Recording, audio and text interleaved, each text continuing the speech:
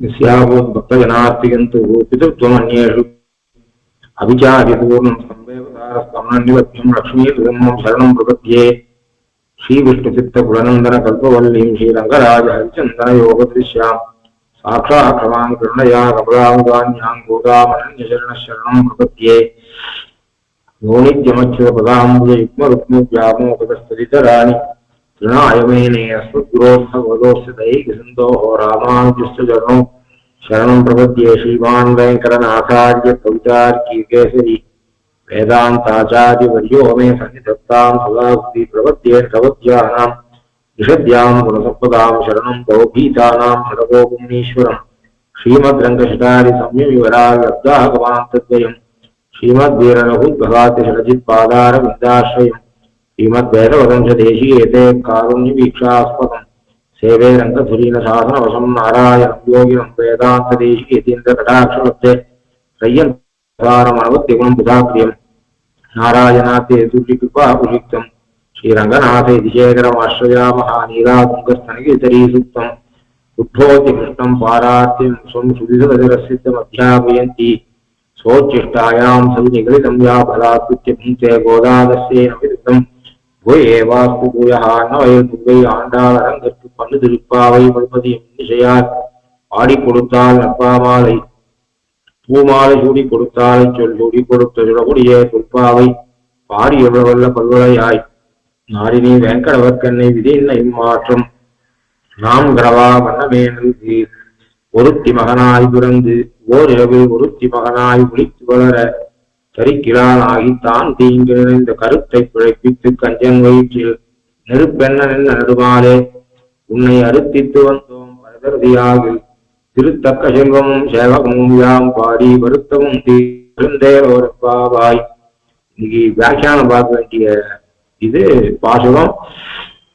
மாரிமலை முழஞ்சில் மன்னி கிடங்குழங்கும் சீரியசிங்கம் அறிவுற்று தீ விழித்து வேறுமயில் பொங்கையப்பாடும் வேர்ந்தறி மூரிலிருந்து முழங்கி புறப்பட்டு போதுமா போலே நீ பூவைப்பூ அண்ணா உன் கோயில் நின்கனே போந்தருளி கோப்புடைய சீரிய சிங்காசனத்திலிருந்து யாம் வந்த காரியம் ஆராய்ந்தருளேரோ திருப்பாவாய். போன பாசுரத்துல அங்கன்மா ஞானத்தரசர் அபிமான பங்குமாய் வந்து என் பள்ளிக்கட்டின் கீழே சங்கமிருப்பார் போல் வந்து தலை செய்தோம் கிங்கினிவாய் செய்த தாமரை பூ போலே செங்கஞ்சிரிச்சிதே எம்மேயாவோ திங்களும் ஆதித்தனும் விழுந்தார் போல் அங்கள் இரண்டும் கொண்டு எங்கள் மேல் நோக்குதியல் எங்கள் மேல் சாவும் விழிந்தேரோ என்பாவாய் என்று பகவான் எழுந்து தங்களை கடாட்சிக்கும்படியான பாக்கியம் சாத்மிக்க கடாட்சிக்க வேண்டினார்கள். இப்போ அப்ப பகவான வர கடாட்சிச்சான். எப்படியான வசசா சாந்தித்வேனம் லோசனாபியாம் பிபன்னிவா என்று விபீஷணனை அனுகிரகித்தா போலே இந்த ஆயிரம் சிறுமியர்களை பகவான் கிருஷ்ணன் அனுகிரகித்தான். இனிமையான வார்த்தையை சொல்லி விபீஷணத்துல பகவான் இனிமையான வார்த்தையை சொல்லி அது மாதிரியாக அவனை கண்களாலே பருகுவது போல லோசனாபியாம் பிபன்னிவா விபீஷணனை கண்களாலே பருகுவது போல தூரதத்தம் ஆபிமுக்கியம்னு சுவாமி சாய்கிறத அது மாதிரியாக அவனை பருகும்படியாக பார்த்து விபீஷணன் அனுகிரகிச்சா போல இவர்களையும் அனுகிரகிச்சார். அனுகிரகிச்ச உடனே வா சொன்னா யாம் வந்த காரியம் ஆராய்ந்து அருள் அப்படின்னு சொன்னான். அப்போ மாரிமலை முழஞ்சில் இந்த பாசுரத்தில் என்ன சொல்றான்னா யாம் வந்த காரியம் ஆராய்ந்து அருள். நீ இங்கேருந்து சிம்மாசனத்துல இந்த படுக்கை அறையிலிருந்து சிம்மாசனத்துக்கு எழுந்தபடி மாரி மலை முழஞ்சில் மன்னி கிடந்துறங்கும் சீரிய சிங்கம் அறிவுற்று தீவிழித்து வேறுமயில் பொங்க எப்பாடும் பேர்ந்துதறி மூடி நிமிர்ந்து முழங்கி புறப்பட்டு போதருமா போலே நீ பூவை பூவன்னா உன் கோயில் நின்று இங்கனே போந்தருளி கோப்புடைய சீரிய சிங்காசனத்திலிருந்து யாம் வந்த காரியம் ஆராய்ந்து அருள். யாம் வந்த காரியம் ஆராய்ந்து அருள். நாங்கள் உன்னிடத்திலே வந்திருக்கக்கூடிய காரியத்தை ஆராய்ந்து அனுகிரகிக்க வேண்டும் என்று சொல்கிறார்கள். எதுக்கு ஆராயணும்? விரதத்துக்காக லோகத்தாருக்கு துர்பிக்ஷம் வருமோன்ற பயத்தினாலே அவர்கள் ஆயர்களுக்காக பண்ணக்கூடிய ஒரு நோன்பு என்கிற பட்சத்துல இல்ல ஆராய்ந்து அருளறதுக்கு ஒண்ணுமே கிடையாது. ஆராய்ந்து பார்க்கறதுக்கு என்று ஒண்ணும் கிடையாது. எங்களுக்கு பறை வேணும், நீ தீர்த்தாமாடுவதற்கு துணை வர வேண்டும். யமுனைக்கு போய் தீர்த்தாமாடுறதுக்கு நீ துணை வர வேண்டும். எங்களுக்கு அந்த நோன்பு நோக்கிறதுக்கு உண்டான உபகரணங்கள் எல்லாம் கொடுக்க வேண்டும், பறை கொடுக்க வேண்டும். மேல சொல்றாரு கோல விளக்கே கொடிய விதானமே, பல்லாண்டு செய்ப்பாரே கோல விளக்கே கொடிய விதானமே. இதை சொல்றதுன்னா இது ஆராய்ந்து கொள்ள வேண்டியது ஒண்ணும் இல்லை. ப்ரொவிஷன் ஸ்டோருக்கு போறோம், உளுத்தம்பருப்பு, கடலைப்பருப்பு, தோரம்பருப்பு, எண்ணெய் அப்படின்னு ஒரு லிஸ்ட் கொடுக்கணும். லிஸ்ட்டை படிச்சா போறோம், அவன் கொடுக்க போறான். அதுல ஆராய்ந்துறதுக்கு ஒண்ணுமே கிடையாது. அது மாதிரி ஸ்ட்ரீட் லைட் ஏரியல அப்படின்னா என்ன பண்றோம், கார்பரேட்டர் ஆபீஸுக்கு, கார்பரேஷன் ஆபீஸுக்கு போறோம், அங்க அப்ளிகேஷன் கொடுக்குறோம். இந்த தெரு, இந்த ஸ்ட்ரீட் லைட் ஏரியல அதை மாத்துக்கோ அப்படின்னு சொல்றோம். இதெல்லாம் ஆராய்ந்துறதுக்கு ஒண்ணுமே கிடையாது. அப்படி இருந்துச்சு இங்க ஆராய்ந்தருள் என்று சொல்றதுனால இவள் இது மேலோட்டமாக ஆயர்பாடியில இருக்கிற பெரியவர்களுக்காக தங்கள் நிலவரைகளிலே இது பண்ணி வச்சிருந்த அந்த பெரியவர்களுக்காக இவா நோக்கக்கூடிய நோன்பாக இருக்கிற பட்சத்துல ஆராய்ந்தருள் சொல்ல மாட்டான். இந்த இப்ப மேல கோல விளக்கே கூடிய விதானமே ஆளிலையாய் அருள்னு சொல்றால அதை இப்பயே சொல்லிட்டு இருக்கலாம். அப்போ மேலோட்டமாக மேல நான் கேட்க போறேன், என்னென்ன வஸ்துலாம் கொடு, என்னென்ன உபகரணம்லாம் கொடுன்னு கேட்க போறேன். அதுல ஒரு சில நீராட்டம் என்கிற சொல்லுக்கு நான் குளிக்க போறதுன்னு அர்த்தம் பண்ணிக்காத. வெளிமனுஷா பிரகாரம் அதுக்கு நீராட்டம் என்று அர்த்தம், யமுனையில தீர்த்தாமாறுதுன்னு அர்த்தம். உண்மையான அர்த்தம் என்னங்கிறத நீ ஆராய்ச்சி பார்த்துக்கோ. நான் பறை என்கிற சொல்லும் கேவலம் வாத்திய விசேஷம்னு நினைச்சுக்காத. அவளுக்காக அது வாத்திய விசேஷம். அதோட வேற ஒரு அர்த்தம் இருந்தாதான் நீ ஆராய்ந்தவள் என்று சொல்ல வேண்டும். அதுக்கு லௌகிய திருஷ்டாந்தமாக சொல்லும் பொழுது நேற்று பார்த்ததில பழைய கால கல்யாணம், ஒரு புருஷன் இருக்கான், அவனுக்கு சின்ன வயசுல கல்யாணம் பண்ணுவா. புருஷனுக்குலாம் ஒரு 15-16 வயசுல கல்யாணம் பண்ணுவா, ஸ்திரீகளுக்குலாம் ஒரு 8 வயசுல கல்யாணம் பண்ணுவா. அப்புறம் ஒரு 5-6 வருஷம் ஆச்சு, அவன் ஒரு 19-20 வயசு ஆனா அந்த பொண்ணு ஒண்ணு சின்னவளா இருக்கா, ஒரு 10-12 வயசு இருக்கா. அப்போ இப்போ அவன் மாமியாராத்துக்கு வந்தான். மாமியாராத்துக்கு வந்துட்டு அவன் மாப்பிள்ளை வந்திருக்காருன்னா தலையில எல்லாம் நிறைய பண்ணா, வயர்பு மூக்கு பிடிக்க ஷாட்டா, தீர்த்த ஷாட்டா ஒரு வெளி சொல்ல. அப்புறம் தன் மனைவி கிட்ட பேசணும்னு அவனுக்கு ஆசை. அதுக்காக அவன் என்ன சொல்றான், ரூம்ல இருந்து அவகிட்ட மனைவி கிட்ட நீ தீர்த்தம் கொண்டு வா அப்படின்னு சொல்றான். ஆக்சுவலா தீர்த்தம் வாண்டாம், இப்பதான் சாதம் சாட்டு ஒரு வெள்ளி தீர்த்த சாட்டு போய் உட்காந்துட்டான். அப்ப அவன் தீர்த்தம் சப்தத்தால நீ இங்க வா, உங்ககிட்ட பேசணும்னு எனக்கு ஆசையா இருக்குன்னு சொல்றான் அவன். ஆனா அவளுக்கு இன்னும் அவன் உடம்பு 20 வயசு ஆயிட்டான், அவளுக்கு இன்னும் புரியல. அப்போ அவன் என்ன பண்ணான், அப்போ அந்த மாமியாரா இருக்கும்போது என்ன பண்ணலாம், அவள் புரிஞ்சுட்டு பொண்ணுகிட்ட பேசுறதுக்கு மாப்பிள்ள ஆசைப்படுற. அதனால வெறும் இந்த தீர்த்தம் கொண்டுவான்னு சொல்றது உண்மையில தீர்த்தம் இல்லை, நீ இங்க வான்னு அர்த்தம். அந்த வாக்கிய லட்சணம் பேரு, சம்ஸ்கிருதத்துல வாக்கிய லட்சணம் பேரு. ஒரு வாக்கியம் பயன்படுத்தப்பட்டா சப்த லட்சண வாக்கிய லட்சண. கங்காயாம் கோஷகா அப்படின்னு சொன்னா கங்கையிலே இடைச்சேரி என்று சொன்னால் கங்கையில இடைச்சேரி இருக்க முடியாது. அங்க கங்கை என்கிற சொல்லானது கங்கை கரையை சொல்றது என்று அர்த்தம் பண்றோம். ஆனா இப்ப இவன் சொல்றானே தீர்த்தம் கொண்டு வா அப்படின்னு சொல்றானே, அதுக்கு நீங்க வான்னு அர்த்தம். கம்ப்ளீட் வாக்கியத்துக்கே அது அர்த்தம் கிடையாது. அதாவது தீர்த்தம் கொண்டு வா, ஏன்னா தீர்த்தம் கொண்டு வரதுக்கு வாய்ப்பு இல்லை. இப்பதான் ஷார்ட் ஒரு சொம்பு தீர்த்த ஷார்ட் தான். ஆனா 4 பேர் நின்று நீங்க வா, உங்ககிட்ட பேசணும்னு ஆசையா இருக்குன்னு அவனுக்கு சொல்றதுக்கு வெட்கம் சொல்றதுக்கும் முடியாது. அதனால தீர்த்தம் கொண்டு வாங்குறான். இது அதுக்கு புரிஞ்சுக்க தெரியல பாவம். அது கொஞ்சம் இவன் தீர்த்தம் கொண்டு வாங்க சொல்லுக்கு வாக்கிய லட்சணம் பண்ணா அதுக்கு என்ன அர்த்தம் அந்த பொண்ணு தெரிஞ்சுட்டு இருந்தா, வெளிமனுஷாளுக்காக தீர்த்தம், உண்மையில அவர் நம்ம தான் கூப்பிடுற, நம்ம கிட்ட பேசணும்னு ஆசைப்படுறேன்னு போகும். அப்படின்னா அவளுக்கு தெரியாத அவ மாமியாருக்காவது இது புரிஞ்சா என்ன பண்ணுவா, உங்ககிட்ட பேச ஆசைப்படுறது, அதை இப்படி சொல்ற, இந்த வெறுமை எடுத்துட்டு போ அப்படின்னா இந்த தீர்த்தத்தை கொண்டு போய் வச்சுட்டு அவர்கிட்ட பேசி அப்படின்னு சொல்லுவா. 2 பேருமே அசிதா இருக்கிற பட்சத்துல அம்மா உன் மாப்பிள்ளைக்கு தீர்த்தம் வேணுமா, நீ கொண்டு போய் கொடுன்னு சொல்லுவாங்க. அப்போ வாக்கியத்துக்கு அர்த்தம் தெரிஞ்சுக்கணும். அப்ப ஸ்ட்ரீட் லைட் தெரியல அப்படின்னும் ப்ரொவிஷன் ஸ்டோர்ல லிஸ்ட் உளுத்தம்பருப்பு பைத்தம்பருப்பு கொடுக்குற மாதிரி லிஸ்ட் கொடுத்துருந்தாங்க, அதை வெளிப்படையா அங்க சொல்லப்பட்ட சொற்களுக்கு அதே அர்த்தம் இருக்கிற பட்சத்துல அதை ஆராய்ந்து விட வேண்டாம். அப்போ நான் சொல்லக்கூடிய சொல் வேற, அந்த சொல்லுக்கு பொருள் வேற, லட்சணையாலே நீ அர்த்தம் பண்ண வேண்டும் என்கிற பட்சத்துலதான் ஆராய்ந்தருள் என்று சொல்ல வேண்டும். அதனால வெளி உலகத்துக்காக நாங்க சூடகமே அதாவது பல்லாண்டு செய்ப்பாடே போல விளக்கே கொடியே விதானம். அங்க பறை என்று சொல்றது கேவல பறை இல்லை, இந்த விரதத்தை அனுஷ்டிக்கிறதுக்கு தேவையான லிஸ்ட் எல்லாம் நாங்க மேல சொல்ல போறோம். நீ பாட்டுக்கு லிஸ்ட கொடுத்துக்கலாம், இத்தனை பேர் இருக்குங்களா, உங்களுக்கு இத்தனை போல விளக்கு வேணுமா, இத்தனை கொடி வேணுமா, இத்தனை விதானம் வேணுமா அப்படின்னு சொல்லிட்டு கொடுத்துட்டு போயிட்டு வாங்க அப்படின்னு சொல்லிடாதே. அதெல்லாம் வெளிமொழிசாருக்காக கேட்கறது. அதுல முக்கியமான வார்த்தை 2. பறைங்கிற வாத்திய விசேஷம். நீராட்டம் என்று சொன்ன கீழே அந்த நீராட்டம் என்கிற சொல்லுக்கும் கேவலம் குளிக்கிறதுன்னு அர்த்தமா அல்லது அதுல வேற ஏதாவது பொருள் இருக்கா என்று ஆராய்ந்தருள். பறை என்று சொல்லி அதனால சொல்லப்பட்ட உபகரணங்கள்லாம் கேவலம் அந்த உபகரணத்தை சொல்றதா அல்லது கைங்கரியத்தை சொல்றதா? அப்போ கிருஷ்ண சம்சேஷத்தை சொல்றது நீராட்டம் என்கிற சொல், இந்த பறை என்கிற சொல்லெல்லாம் கைங்கரியத்தை சொல்றது என்று புரிந்து கொண்டு அனுகிரகம் பண்ண வேண்டும். அப்போ வெளிப்படையாக எங்க பேச்சை பார்க்காமல் எங்க பேச்சுக்கு என்ன பொருள் என்பதை நீ கவனித்துக் கொள் என்று இந்த பாட்டில் பிரார்த்தனை.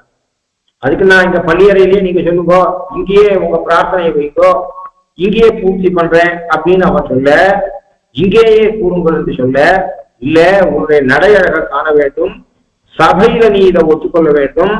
நாங்கள் கூறும்படி இப்ப இந்த பள்ளி அறையிலிருந்து தூங்குற இடத்துல இருந்து நீ நாங்கள் சொல்லபடி நடந்து வந்து சிம்மாசனத்துல அமர்ந்து அப்புறம் எங்களுடைய பிரார்த்தனையை கேட்டு அந்த பிரார்த்தனையை ஆராய்ந்து வெளிப்படையான சொற்களாலே சொல்லப்பட்டது என்ன, உள்பொருள் என்ன என்பதை ஆராய்ந்து நீ எங்களுக்கு அனுகிரகம் பண்ண வேண்டும் என்று சொன்னார். சரி, இன்னும் ஒத்துனா கிருஷ்ணன் ஒத்துனா, சரி நான் வரேன், சிம்மாசனத்துல உட்காந்துக்கிறேன், நீங்க உங்களுக்கு என்ன வேணும்னு கேட்டான். இப்போ நாங்க எடுத்த உடனே சொல்லிடக்கூடாது, இது கேட்க போறோம். இப்ப நாமே ஒருத்தராத்துக்கு போறோம், ஒரு காரியத்தை சாதிச்சுக்கிறதுக்கு போறோம். போன உடனே நாம என்ன சாதிக்கணும்னு சொல்லக்கூடாது, கொஞ்சம் கொஞ்சமா சொல்லலாம். அப்ப என்ன பண்ணோம், ஒருத்தராத்துல நம்ம பொண்ணை ஒருத்தராத்து பையனுக்கு பொன்பாக்க போறோம். எடுத்த உடனே அவனுக்கு போன் பண்ணிட்டு எனக்கு பொண்ணு இருக்கா உங்க பிள்ளை இருக்கா அப்படின்னு பேசுவோம். நம்ம விஷயத்தெல்லாம் கொஞ்சம் பேசுவோம், அவ விஷயத்தெல்லாம் கொஞ்சம் பேசுவோம். ஒரு அரை மணி நாள் கழிச்சு எனக்கு பொண்ணு இருக்கா, கல்யாணத்துக்கு பொண்ணு இருக்கா, உங்களுக்கு பிள்ளை இருக்கான்னு சொல்றா, பார்க்கலாமா அப்படின்னு தான் ஆரம்பிக்கும். அப்ப அந்த பிரார்த்தனை சொல்லும் போது கொஞ்சம் கொஞ்சமாக பிரார்த்தனை வைக்கணும்னு இவருக்கு ஆசை. அதுக்காக என்ன சொல்றான்னா, இப்ப நீ வந்து சிம்மாசனத்துல உட்கார்ந்து கேள், நான் எங்க கேட்டா நான் மனுஷன் ஒத்துந்தானே என்று சொல்லாம நாங்கள் உன்னை நடையழக பார்த்து ஆசைப்படுறோம்.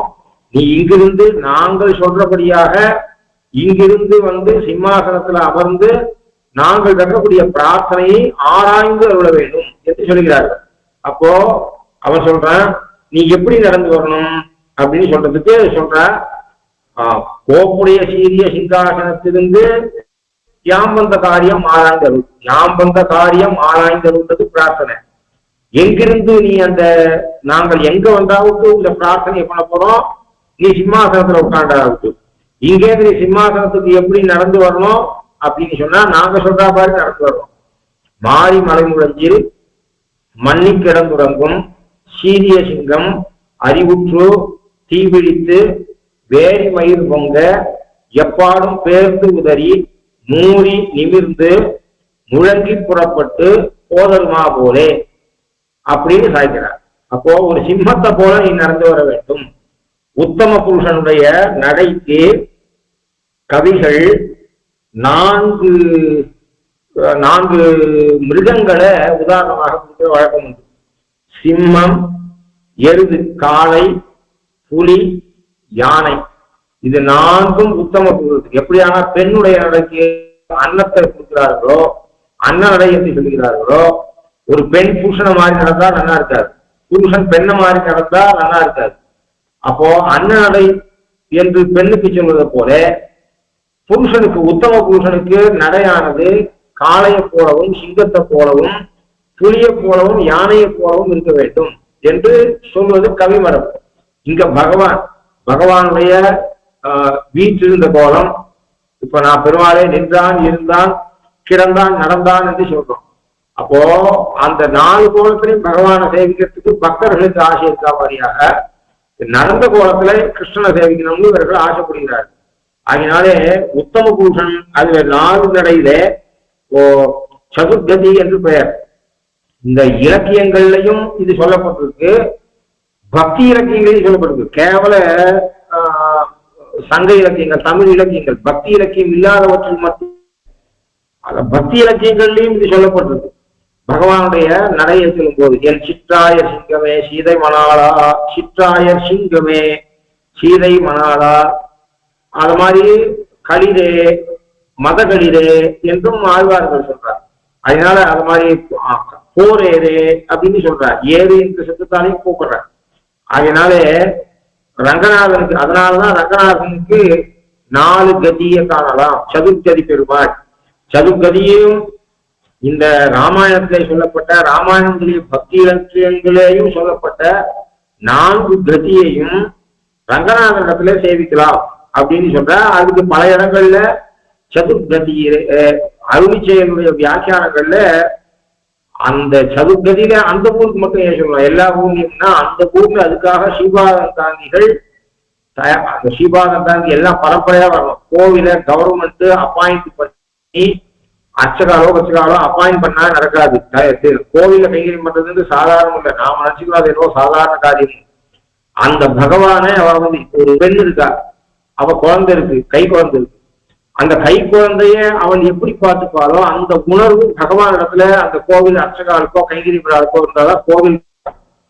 அதனால இது ஒரு வெறும் கட்டணம். அங்க வந்து 4 பேர் வந்து பேசிட்டு பிரேயர் பண்ணிட்டு போற மாதிரி கட்டணம் இல்லை கோவில்கள். கோவில்கள் இருக்குன்னா அதனாலதான் பாஷ்யக்காரர் 9 கிரந்தம் மட்டும் சாட்சியாருன்னு சொல்லக்கூடாது. இது ஸ்ரீரங்கம் பிரசித்தமா நாம சொல்றோம். அத்தியன உற்சவத்தை அங்க பண்ண வச்ச அதை எல்லா இடத்துலையும் பார்த்து பண்றோம், அதெல்லாம் வேற விஷயம். அது மாத்திரம் இல்லை, அடைய விசாகப்பட்டினத்துக்கு போனா அந்த சிம்மாச்சலம் கோவிலுக்கு, அந்த சிம்மாச்சலம் அந்த விசாகப்பட்டினத்துக்கு ஆபீஸ் வேலைக்கும் போதுலாம் அந்த சிம்மாச்சல கோவிலுக்கு போவேன். அந்த சிம்மாச்சல கோவிலுக்கு பட்டத்துக்கு சொல்றார், 1000 வருஷத்துக்கு முன்னாடி நாங்க இன்னைக்கு பண்ற திருவாராதன கிரமம், இங்க இருக்கிற உற்சவ கிரமங்கள் எல்லாம் பாஷிகார் போட்டு கொடுத்த படியே நடந்திருக்கு, இன்னைக்கு வரை நடந்திருக்கு அப்படின்னு சொல்றார். இத மாதிரி அவர் பண்ற கைங்கரியங்கள், பாஷிகாருடைய கைங்கரியம், அவருடைய தேஜஸ், அதனால சமுதாயத்தில் நடந்திருக்கக்கூடிய காரியங்கள் கொஞ்சம் நஞ்சம் இல்லை. அப்போ அதே எனக்கு தான் ஒரு பரம்பரை, விராசு, முதல் தீர்த்தம் இதெல்லாம் இல்லாத கோவில் நடத்தவே முடியாது. ஆகினால அவர் என்ன பண்ணா, அந்த குழந்தை ஒத்தி ஆபீஸ் போயிருக்கா, குழந்தையே எப்படி நினைச்சிட்டு போ, குழந்தைக்கு பால் ஊட்ட வேண்டிய நாள் இருந்தா அவன் எப்படி தவிப்போம். அது மாதிரி ஒரு நாள் கிராமத்து கோவிலா இருக்கும் பாவம். ஒரு நாளுக்குள்ள எங்க போனாலும், கல்யாண காலத்துக்கு போனாலும் முகூர்த்த நாளில 1/2 மணி நாள் இருந்துட்டு ஓடி வந்து தீர்த்தா மாதிரி பெருமாளுக்கு திருவாராதனம் பண்ண வேண்டி வரும். ஒரு நாள் அந்த பெருமாளை பட்டி போட எண்ணம் வராது. இதெல்லாம் எப்படி வரும்னா, ஆபீஸ் உத்தியோகம் மாதிரி லீவு போடுறது, அது மாதிரி ஒரு அபிஷியலா ஆக்கிட்டா இது நடக்காதுன்றதுக்குதான் பாஷிகாரர் ஒரு சில பரம்பரைகளை ஒவ்வொரு இடத்துல குடியேற்றி இதை சாஸ்திரமா இந்த கையெழுத்தை பண்ணிட்டு வரணும். அப்பதான் ஒருத்தராவது ஒரு பிள்ளையாவது அந்த காரியத்துல நிறுத்துவார். அது மாதிரியாக இந்த சதுர்கதியில பெருமாள் ஏறுறது, அது மாதிரி பெருமாளை ஒரு இடத்துல ஏழை பண்றது, ஏழை பண்ணிட்டே வரும்போது மொத்தம் சேவிக்கிறதுக்காக வைக்கிறது, திருப்பி கிழக்கு முகமாக கொஞ்ச நாள் ஏழை பண்றது, இதெல்லாம் ஜனங்களுக்கு கொஞ்சம் கொஞ்சமாக ஒண்ணுமே தெரியாத ஜனங்களுக்கு கூட உற்சவத்தை சேவிச்சு பகவானை சேவிச்சு ஒரு பிரேமம் உண்டாகி அது நாளடைவுல மோட்ச பரியந்தமான ஐஸ்வர்யத்தை கொடுக்கறதுக்கு காரணமாகும்.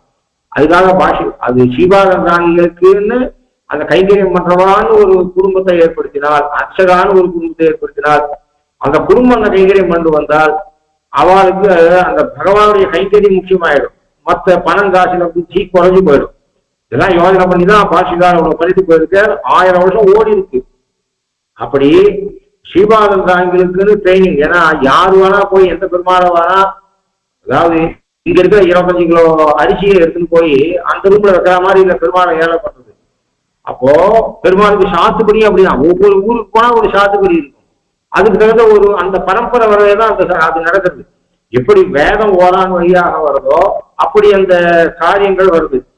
அப்போ ஸ்ரீபாதம் தாங்கிகளுக்கு ட்ரைனிங் கொடுத்தாதான் ஒரே ரங்கனை 4 கதியில அவரால் ஏழை பண்ண முடியும். காளையை போல, சிங்கத்தை போல, புலியை போல, யானையை போல.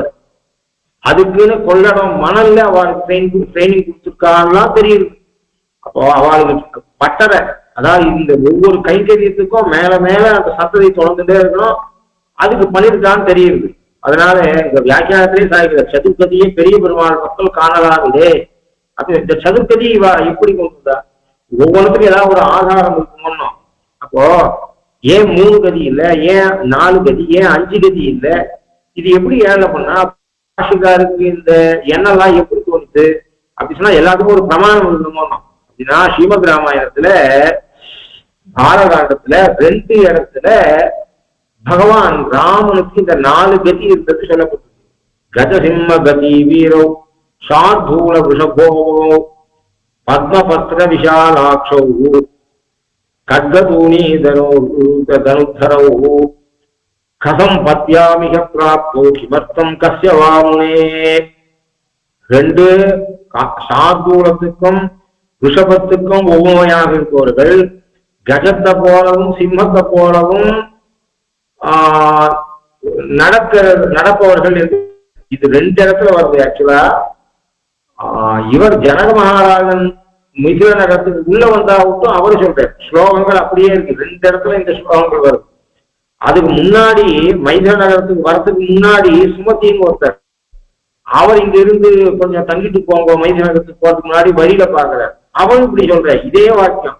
கஜசிம்ம கதி வீரோ சார்தூல விஷகோபமோ பத்மபத்ர விஷாலாட்சோ கத்கபுனீதரோ தனுத்தரோ கதம் பத்யாமிக பிராப்தோ கிமர்த்தம் கஸ்ய வாமுனே என்று விஸ்வாமித்திரத்துல அவ கேட்கிறார். அப்போ இப்படிப்பட்டவா கூட என்ன பண்ணா ஆச்சாரியன் சந்நிதியில இப்படி நடக்கிறா, அவ சத்திரியாக தெரிகிறா, இடத்துல பவ்யமாக இருக்கா, உமக்கு அடங்கினவாளா இருக்கா. ஒரு மனிதன் எவ்வளவுதான் ஒரு மெஜஸ்டிக் லுக் அந்த மாதிரி கைய வீசிட்டு நடக்கிறது அப்படிதான் இருந்தாலும் கூட ஆச்சாரிய சந்நிதியும் வந்துட்டா மாற குறிக்கிட்டு இருக்கணும். அதாவது வசிஷ்டன் பக்கலிலே பெற்ற வினயம் எல்லாம் உருக்கொண்டா போல இருக்கு நம்பெருமானுடைய திருமேனி என்று சாய்கிறார். இப்போ வசிஷ்டர் இப்படி கஜசிம்ம கதி வீரனா இருக்கிறவன் காலக்ஷேப காலத்துல அங்க அதிர்ந்து நடக்கிறது, ஆச்சாரியாளுகிற பின்கையை கட்டுறது, பெரியவா ஆச்சாரியாளுகிற பின்கையை கட்டுறது. இந்த காலத்துல எல்லாம் இருக்கு, பின்கையை கட்டுறது, கால் மேல காலை போட்டுனா இருக்கு. ஒரு சோபால உட்காந்துட்டு பெரியவா உட்காண்டா கீழே உட்காடுறதுன்ற வழக்கெல்லாம் போச்சு. சோபால உட்காந்து காலை ஆட்டுறது, பெரியவா இதுல பின்கை கட்டிட்டு பேசுறது, மாற நெரிஞ்சிட்டு பேசுறது, அடக்கம் இல்லாத பேசுறது, இது கூடாது. வசிஷ்டன் பக்கல்ல பெருமாள் எப்படி பவ்யமா இருக்காரு அப்படின்னு சொன்னா வசிஷ்டர் பக்கல்ல போனா உடனே மாறிடுவாங்க. அவ்வளோ அதாவது திம்முன்னு நடக்கக்கூடாது. பெரியவா எதிரும் அந்த நம்ம கால் மென்மையா இருக்கணும், மென்மையா வச்சு நடக்கணும். இது தெரியணும், நம்மளுடைய அடக்கமானது தெரியணும். அவ விஷயத்துல மரியாதை மனசுல இருந்தா அது தானா நடக்கும். ஆகையினால அப்படிப்பட்டவன் இவர்கள் கஜசிம்ம கதி வீரோ நடையிலே ரிஷபத்துக்கு வீரும் மத்த கஜத்தின் மதிப்பும் புலியினுடைய சிவித்தும் சிம்மத்தினுடைய பர அபியோம சாமத்தையும் என்று சாய்கிற வியாக்கியானத்துல இந்த 4 பிராணிகளை உயர்ந்த புருஷனுடைய நடைக்கு எதுக்கு உதாரணமாக கொடுக்கிறார்கள் சொன்னா 4 வித்தியாசம் இருக்கு. ரிஷபத்தினுடைய வீரம் ஒரு மாதிரி கம்பீரமாக நடக்கும். அந்த எருது கிளர்ச்சி, அதாவது ஒரு வீராப்பு இருக்கும் அந்த இதனுடைய எருதுடைய நடையில. மத்த கரத்தின் மதிப்பும் மதம் பிடிச்ச யானை நடக்கும் பொழுது அசஞ்சி நடக்கும். அந்த யானை ரொம்ப வேகமா நடக்காது, அசஞ்சி நடக்கும். அந்த யானையுடைய நிதானம், அது நடக்கிற அழகு ஒரு இதுவா பயத்தை கலப்பாது, ரசிக்கும்படியாக இருக்கும். புலியினுடைய பாய்ச்சல்னா புலி பாய்ச்சல் தான், சிங்க பாய்ச்சல் அப்படின்னா சொல்ல மாட்டார். அந்த பாயற மாதிரி ஒரு இதுவானது புலி இடத்துல அது மாதிரி அது ஒரு மாதிரி பயங்கரமாக இருக்கும். அப்புறம் சர்வ இந்த சிம்மம்னு வந்து பர அபிஷோகன சாமர்த்தியம். ஒரு சிம்மம்னு சொல்லிட்டா அது அந்த இடத்துல தொப்புன்னு வந்து நின்ற உடனே எல்லாருக்கும் மூச்சடங்கின மாதிரியாக ஆகும். அதான் எதிரிகள் மண்ணும்படியாக இருக்கிறது சிங்கத்துக்கு. அந்த புலி பாய்ச்சல் பாயறான், சிம்ம கர்ஜனை பண்றான் அப்படின்னு சொல்றோம். அதனுடைய தோற்றமே, சிம்மத்துடைய தோற்றமே அது அந்த நடையே புலியளவுக்கு பாயறதாக இல்லைன்னு சொன்னாலும் கூட மொத்தவாலையும் அடக்கிடும். அந்த சிம்மத்துடைய இருப்பும் நடத்தையும் மற்றவர்கள் அடக்கிடும் உடனே. அது மாதிரி பாயறது புலி, நிதானம் அழகா நடக்கிறதுக்கு யானை. அது மாதிரியாக ஒரு கம்பீரம், அந்த அதுவும் பல பெண்கள் ராவணன் ஆசைப்பட்டு வந்த பெண்கள் அவ நடுவுல ராவணன் நடக்கிறது எப்படி இருக்குன்னா கூட்டத்துல காலம் நடக்கிற மாதிரி சொன்னார் வால்மீகி பகவான். அது மாதிரியாக காம்பீரிய கமனே கஜதுல்யம், இது ரெண்டு பேருக்கும் சொல்றது. கஜ சிம்ம கதி வீரனா ஒத்தன் கஜனை போல, ராமன் கஜத்தை போல நடக்கிறான், லக்ஷ்மணன் சிம்மத்தை போல நடக்கிறான். அப்படி இல்லை, இந்த ரெண்டு பேரிடத்துலயுமே இது மொத்தம் தெரியுது. கஜ காம்பீரிய கமனே கஜதுல்யோ, பர அபிபவன சாமர்த்தியே சிம்ம துல்யோ, பயங்கர கமனே சாத்குர துல்யோ, சகர்வ கமனே ரிஷப துல்யோ ரிஷப சதுஷோ என்று வியாக்கியானம் பண்றே கோவிந்தராஜர். அப்படி இவருடைய நடை அப்படிப்பட்ட இந்த 4 நடையில இப்போ இவனை யாதவ சிம்மனாக இவனை பார்க்கிறாரு. பெருமாளுக்கு நிருசிம்மன், ராகவ சிம்மன். ரகுவீர கட்சத்துல ராகவ சிம்மா அப்படின்னு சொல்ற. ராகவ சிம்மத்த சப்தத்துக்கு 2 அர்த்தம். ராகவா சிம்ம இவ, சிம்மத்தை போன்ற ராகவன், ராமனுக்கு பேர் அது, அப்படி ஒரு அர்த்தம் பண்ணலாம். அல்லது சிம்மவாஜி, சார்தூலவாஜி, இதெல்லாம் உத்கிருஷ்ட, இந்த சப்தம்லாம் உத்கிருஷ்டவாஜி. அதாவது சிம்ம சப்தம், சார்தூல சப்தம், இதெல்லாம் உயர்ந்தவன் என்கிற பெயர்ல வரக்கூடியது. அதாவது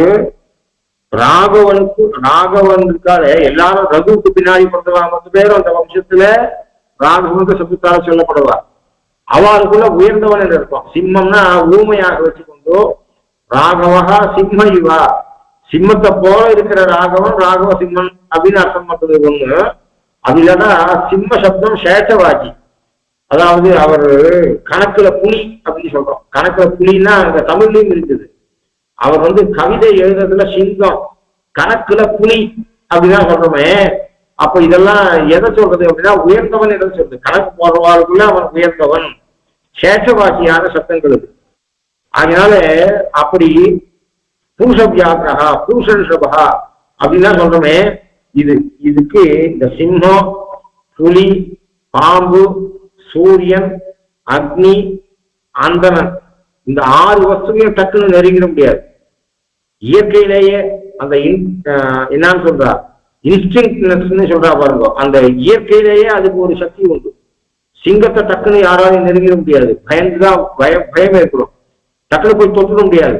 ஒரு பசுவை சொல்ற மாதிரி, ஒரு நாயை சொல்ற மாதிரி, பூனையை சொல்ற மாதிரி, பசுவை தடவி விடுற மாதிரி, ஆட்டை பிடிக்கிற மாதிரி பண்ண முடியாது. அவை பார்த்த உடனே கொஞ்சம் பயத்தோட இருக்கும். பிராமணன் வாசிப்பு இருக்கிற பட்சத்துல அவனுக்கு இருக்கிற சக்தி, அவன் வேதாத்தியனம், சாஸ்திரம், சைஷ்டியம், இதனால ஒரு தேஜஸ் இருக்கும். உண்மையா இருக்க வேண்டிய நிலையில ஒரு பிராமணன் அவன் படிக்க வேண்டியதை படிச்சு வாழ வேண்டிய நிலையில வாழ்ந்தானால் பயம் கலந்துதான் அவனோட பழக முடியும்னு சொல்றது சாஸ்திரம். இந்த 6 வஸ்துக்களே உலகத்துல படைக்கப்பட்டிருக்க இந்த 6 வஸ்துக்கள் இடத்துல இப்படிப்பட்ட எண்ணம் மற்றவாளுக்கு ஏற்படும். சிம்மம், சிம்மத்துக்கிட்ட சாதாரண மற்ற பிராணிகிட்ட போறாங்க, சிம்மத்துக்கிட்ட போக முடியாது, புலிகிட்ட போக முடியாது, பாம்பு கிட்ட போக முடியாது, சூரியன் கிட்ட போக முடியாது, சூரியனை தொட்டு பார்க்க முடியாது, சூரியனை கண்ணால் அப்படியே நேரம் பார்க்க முடியாது, நெருப்பு கிட்ட, அப்படி தண்ணி கிட்ட, மண்ணு கிட்ட பழகிற மாதிரியாக நெருப்பு கிட்ட பழக முடியாது. அப்படி பிராமண இடத்துலயும் பழக முடியாது என்று சொல்றது சாஸ்திரம். அப்படி சிம்மம், அந்த சிம்மத்தை போல இவனை பார்க்கிறா. ராகவ சிம்மனை போல எது சிம்மனை ராமாயணத்துல மைதிர நகரத்தை சேர்ந்த மக்கள், சுமதி, அது மாதிரியாக ஜனகன், இவாளை போல நாங்கள் அந்த ரகு சிம்மனை பார்த்தா, ராகவ சிம்மனை பார்த்தா மாதிரியாக இந்த சிம்மனை, அதாவது எது சிம்மனை பார்க்கணும்னு நாங்கள் ஆசைப்படுறோம் என்று சொல்றார். அப்போ உன் கோயில் என்றும் இங்கனே போந்தருளி, இப்ப நீ இருக்க இடத்திலிருந்து நாங்கள் வந்த காரியத்தை ஆராய்வதற்காக இங்கனே எழுந்தருளி, இப்படி எழுந்தருளி, இந்த வழியாக எழுந்தருளி. 4 ஸ்டெப் வச்சு டக்குன்னு உட்காரக்கூடாது, நாங்க சொல்ற ரூட்ல நீ எழுந்தருளணும். அப்போ உன்னுடைய நடை அழக நாங்க பார்க்கிறோம். ஒரு க்ஷணத்துல இருந்தா, அப்போ நாங்க சொல்ற ரூட்லன்னா அவ சுத்தி கூட சொல்லுவா. 10 ஸ்டெப் இருந்தா அப்படி இல்லை, அவ சுத்தி அப்படி போய் இப்படி வா அப்படின்னு சொன்னா சொல்லுவா. இப்ப பாருங்க, இவ அவனை ஆர்டர் பண்ண ஆரம்பிச்சுட்டான். அப்போ ஆரம்பத்துல தேவதாந்தனான வருணன் வந்தான். அப்போ பகவான் தன்னை அந்தராத்மாவாக நினைத்திருப்பாரை தான் தமக்கு அந்தராத்மாவாக நினைத்திருக்குமவனாய், தான் ஏவித்து செய்ய வல்லாருக்கு தானும் ஏவித்து செய்ய வல்லனாய், தன்னிடத்திலே ஆத்மாத்மீய சமர்ப்பணம் பண்ணினாருக்கு தானும் ஆத்மாத்மீய சமர்ப்பணம் பண்ணும்படியான ஸ்ரீபதி பகவான் தன்னை யார் அந்தராத்மான்னு நினைக்கிறாளோ அவளை தனக்கு அந்தராத்மான்னு நினைப்பான். சாஸ்திரம் சொல்றது எஸ் ஆத்மா சரீரம் எஸ் பிருத்திவி சரீரம் ஐததாத்மியம் சர்வம் தத் சத்தியம் ச ஆத்மா. பகவான சேதனாச்சேதனங்களுக்கு ஆத்மான்னு சாஸ்திரம் சொல்லுது. ஆனா அந்த கிருஷ்ணன் என்ன சொல்றான், என் அபிப்பிராயத்துல சாஸ்திரத்துடைய அபிப்பிராயத்தை ஒதுக்கி வச்சுட்டு என் உணர்வான பார்த்தால் பரமைகாந்திகள் எனக்கு ஆத்மா, ஞானிக்கு பரமைகாந்தி. ஏன்னா அவன் என்னை விட்டு பிரிஞ்சு இருக்க மாட்டான். அது மாதிரி அவனை விட்டு என்னால பிரிஞ்சிருக்க முடியாது. ஆத்ம தாரணம் எனக்கு ஏற்படவே ஏற்படாது அப்படின்னு சொல்றான் கிருஷ்ணன். அந்த ரீதியில நாம் அவனை ஆத்மான்னு நினைச்சா, நமக்கு ஆத்மான்னு நினைச்சா, அவன் பக்தால தன்னை ஆசிரிச்சவாறு தனக்கு ஆத்மான்னு நினைக்கிறான். அவன் சொல்றபடி ஸ்ருதிஹி ஸ்மிருதிஹி மமைவ ஆக்ஞா, ஸ்ருதிய ஸ்மிருதியும் என்னுடைய ஆக்ஞை என்று அவன் சொல்லதை நாம பரிபாலனம் பண்ணால் நாம சொல்றத அவன் கேட்கிறான். ஆகையினாலே அப்படி பண்ணக்கூடியவன். ஆகையினாலே ஒரு சுவாமி, அதாவது ஏற்கனவே கீழ் உபன்யாசத்தை சொன்னேன், புதிய கம்பீர மனோசாரா அப்படி சாட்சிய பவந்தி லீலா விதயசிய வைதிகாக புதிய கம்பீர மனோசாரா என்று ஆள வந்தார் சாட்சியர். இதனால பழைய காலத்துல ஒரு சுவாமி எழுந்திருந்த நல்ல பிரசித்த சுவாமி. அந்த சுவாமி கல்யாணத்துக்கு நாள் பார்த்தார். நாள் பார்க்கும்போது பீஸ்ஃபுல்லா இருக்கணும். பஞ்சாங்கம் பார்க்கும்போது அவளுக்கு மனசு நிம்மதியா இருக்கணும், குடும்பத்துல பிரச்சனை இல்லாம இருக்கணும், ஏதோ ஒரு பிரச்சனை இல்லாம இருக்கணும். ஏன்னா ஏதாவது ஒண்ணு மனசுல இருக்கிற நாளை சரியா பார்த்தால போயிட்டா கஷ்டம். அவர் கல்யாணத்துக்கு நாள் பார்த்தா கடைசியில மரண யோகத்துல நாளை பார்த்துட்டார். மரண யோகம் அது பார்த்து குடிச்சுட்டே கல்யாணம் ஆரம்பிச்சாச்சு. கல்யாணம் நடந்துட்டு இருக்கு. அங்க தடால்னு வந்த ஒருத்தர்னா பண்ற, என்ன இது மரண யோகத்துல கல்யாணம் போன்னுட்டு. அந்த காலம் இந்த காலத்துல யாருக்கும் ஒண்ணும் தெரியாது. கல்யாணத்துக்கு வந்த ஒருத்தர் அங்க தடால்னு பஞ்சாங்கம் ஏதோ ஒன்று பார்க்க வேண்டியது. என்ன இது மரண காலத்துல நாள் வச்சிருக்கு, முகூர்த்தம் வச்சிருக்கு அப்படின்னு சொன்னார். அந்த நாள் பார்த்தோம் பெரிய மகானவர்.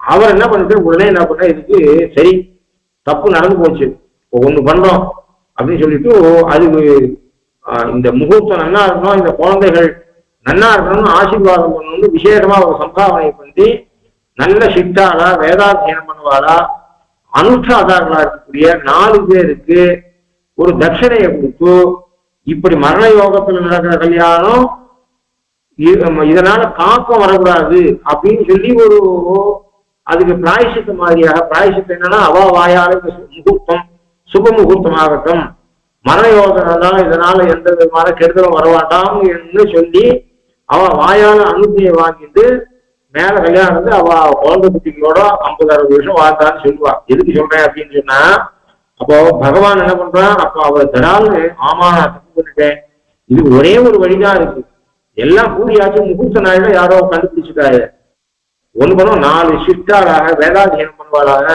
அனுஷ்டாதாரர்களாக இருக்கக்கூடிய நேர்மையான நல்ல பிராமணால போட்டு அவ வாயால இவா க்ஷேமமா இருக்கணும், இந்த முகூர்த்தம் சுப முகூர்த்தம் ஆகணும் அப்படின்னு சொல்ல வச்சு விடலாம்னு சொல்லி அந்த காலத்துல மனுஷால கிடைச்சா அது மாதிரி உடனே சொல்ல வச்சு நடந்தது என்று சொல்றோம். புதிய கம்பீர மனோசாரணான்னு சொல்லி அந்த ரீதியில இப்போ பெருமாள் என்ன பண்றான்னா அவ பக்தால் சொல்றதை அவன் அப்படியே கேட்கிறான். இப்போ தான் ஏவிச்சு செய்ய வல்லாருக்கு தானும் ஏவிச்சு செய்ய வல்லவனாய்.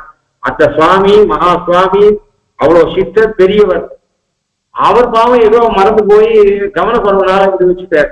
அந்த குழந்தைகள் நல்லா இருக்கணும்னு பகவான் அனுகிரகம் பண்ணா போல, அது மாதிரி இவனும் என்ன பண்றான், இவன் என்ன பண்ணா தேவதாந்தரத்தை ஆரம்பத்துல நான் சொல்ற மாதிரி நீ மழை பெய்யணும் அப்படின்னு சொல்லி ஆழி மழைக்கன்னா ஒன்று நீ கைகடவேல் ஆழியின் புக்கு முகந்து கொடு ஆர்த்து ஏறி ஊழி முதல்வன் உருவம் போல் மெய்கருத்து பாடியந்தோருடைய பத்மநாபம் கையில் ஆழி போல் மின்னி வளம்புரி போல் நின்றதிருந்து தானாதே சாதம் விட்டு சடமடை போல் வாழ உலகில் பெய்கிறார். தேவதாந்தரத்தை எப்படியானால் இவாள் நியமிச்சாலோ கட்டளையிட்டாலோ பகவானே அப்படியே கட்டளையிடுறார். அதனால என்ன தெரியுதுன்னா, தான் ஏவிச்சு செய்ய வல்லாருக்கு தானும் ஏவிச்சு செய்ய வல்லனாய் என்று சுவாமி சாய்கிறார் சில்ல ரகசியத்துல. அது என்ன தெரியுதுன்னா, இவா என்ன சொல்றா, அந்த பர்ஜன்ய தேவதையை எப்படி மழை பெய்யணும், நீ ஏதோ மழை பெய்ஞ்சிட்டு போகக்கூடாது, நாங்க சொல்ற மாதிரி மழை பெய்யணும்னு சொன்னாலோ அது மாதிரி பகவானையும் இவா நியமிக்கிறா. அப்படின்னா பகவானும் அப்படி இறங்கி விடலாம் பக்தாளுக்குன்றத காட்டுற. நான் சொல்ற மாதிரி நாங்க சொல்ற ரூட்டுல நீ இப்படி நடந்து போய் அந்த சிம்மாசனத்துல எழுந்திருக்க வேண்டும். அப்புறம் நாங்க வந்த காரியத்தை நீ ஆராய்ந்து வேணும். சரி சொன்னா, அப்படியே நடக்கிறேன் சொல்லுங்க, எப்படி நடக்கணும் அப்படின்னு சொன்னான். உன் கோயில் நின்றும் இங்கனே போன்றி கப்புக்குன்னு போய் உட்காந்துடாத, ஷார்ட் ரூட்ல போகாத, உன்னுடைய நம்மை ஒரு கால் காட்சி இருந்தால் நாங்கள் என்று நாங்கள் உன்னுடைய நடையழக பார்க்க வேண்டும். நாங்க சொல்ற ரீதியில நீ அங்க போய் உட்காந்துக்க வேண்டும். எங்க உட்காந்துக்கணும்? அந்த கோப்புடைய சீரிய சிங்காசனத்து. கோப்புன்னா தமிழ்ல ஃபைல் அப்படின்னு சொல்றான். கோப்புகள் எங்கே அப்படின்னா ஃபைல்ஸ் எங்க, நான் வச்ச ஃபைல்ஸ் எங்க. கோப்புன்னா பெருமைன்னு அர்த்தம். கோப்புடைய சீரிய சிங்காசனம், பெருமை மிக்க சீரிய சிங்காசனம், நன்கு கோர்க்கப்பட்டதாலே அழகாக இருக்கக்கூடிய, வேலைப்பாடுகள் இருக்கக்கூடிய பெருமையுடைய சீரிய சிங்காசனம். சிங்காசனம் என்பது சிம்மம் இருக்கணும்னு அவசியம் இல்லை. சிம்மாசனம்னா சிம்ம சப்தமும் சேட்ட வாசி, உயர்ந்த ஆசனம் என்றுதான் அர்த்தம். அது பொதுவாக சிம்மாசனாதிபதி என்று ஒரு சில ஆச்சாரியால பாஷிகார் ஏற்படுத்தினர். அப்படி போன்றது வேற விஷயம். ஆனா சிம்மாசனம் என்கிற இடத்துல தமிழ்ல அரியாசனம் அப்படின்னு சொல்ல சமீபத்துல யாரோ ஒருத்தர் ரொம்ப அழகா சொன்னான். அரியாசனங்கள் ஓட்டு போடுவதாலே அரியாசனத்துக்கு வரக்கூடாதவர்கள் வருகிறார்கள் என்று. அரியாசனம், அரியாசனம், அறியாத ஜனங்கள், அறியாத சனம், அரியாசனம் ஓட்டு போடுவதாலே அரியாசனத்துக்கு வரக்கூடாதவர்கள் வருகிறார்கள் என்று தமிழ்நாட்டில் யாரோ ஒருத்தர் பேசினார். அப்படின்னா எதுக்கு சொல்றேன் அப்படின்னா, அந்த அரியாசனம் சிம்மாசனம் சொல்லிட்டு என்ன அர்த்தம்னு சொன்னா உயர்ந்த ஆசனம் தான் அர்த்தம். அதுல சிம்மம் இருக்கணும்ன்ற அவசியம் இல்லை, உயர்ந்த ஆசனம் அப்படின்னு அர்த்தம். நன்கு கோர்க்கப்பட்ட கோப்புடைய சீரிய சிங்காசனம், உயர்ந்த சிம்மாசனம். அந்த சீரிய அப்படின்னா இடை நடக்கணும், சின்னதா பெரியதா. சீரியல பெரியதா போட்டா கோபம்னு அர்த்தம். சீரிய சிம்மாசனம். இந்த சிம்மாசனத்துல இருந்து கேட்க வேண்டும். சிம்மாசனத்துல இருந்து நீ கேட்க போற. நீ கடற்கரையில ஒரு வார்த்தை சொன்ன, அது லோக பிரசித்தமாயிடுச்சு. விபீஷணனை குறிச்சு நச்சஜேயம் கதஞ்சனா அப்படின்னு சொன்ன. சதுரேவ பிரபன்னாய தவாஸ்மி யாஜதே அபயம் சர்வபூதேபியோ ததாமி நச்சஜேயம் கதஞ்சனா என்று கடற்கரை ஓசை, கடற்கரையில பேசின பேச்சு உலகம் மொத்தம் பிரசித்தமா இருக்கு. அத மாதிரியாக நீ வாஸ்தா தேர்த்துக்கு வார்த்தை சொன்ன. கடற்கரையில விபீஷணனை பார்த்து வார்த்தை சொன்ன மாதிரியாகும், தேர்க்கத்திலே வார்த்தை சொன்ன மாதிரியாகும். சர்வதர்மான் பரித்தியஜ்ய மாமேகம் சரணம் பிரஜா அகந்த்வா சர்வபாபேபியோ மோக்ஷயிஷ்யாமி மாஸ்யா என்று தேர்க்கத்து வார்த்தை போலவும். இப்படி சிம்மாசனத்துல உட்கார்ந்த போது நாங்க பிரார்த்திக்க போறோமே, எங்களுடைய வார்த்தை அங்க விபீஷணன் வார்த்தை இல்ல, அது மாதிரி அர்ஜுனன் வார்த்தை இல்ல, உன் வார்த்தை.